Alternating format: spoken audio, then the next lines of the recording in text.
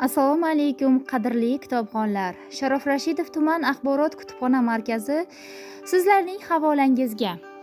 Gerbert Uells ko'rinmas odam qissasi. Atoqli ingliz yozuvchisi Gerbert Uellsning qalamiga mansub bo'lmish ushbu asar burjua jamiyatidagi inson fojiasi haqida hikoya qiladi.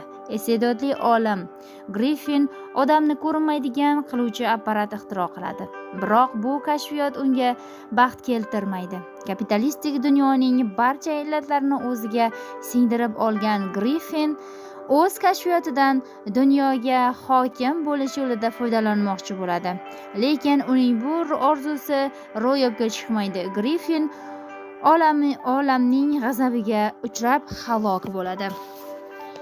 To'liq ismi Gerbert Jorj Uells bo'lgan yozuvchi 1866-yil 21-sentyabr kuni Buyuk Britaniyaning Kent viloyati Bromli shaharchasida dunyoga kelgan. Uning dastlabki asarlari o'sha paytda ilmiy romanlar deb nom qozongan bo'lsa-da, hozirda ilmiy fantastikaning mumtoz namunalari sifatida ma'lum va mashhurdir. Vaqt mashinasi, Doktor Moro olorli, Ko'rinmas odam, Dunyolar jangi, Oydagi birinchi odam. Bu asarlarning barchasi film qilib ishlangan.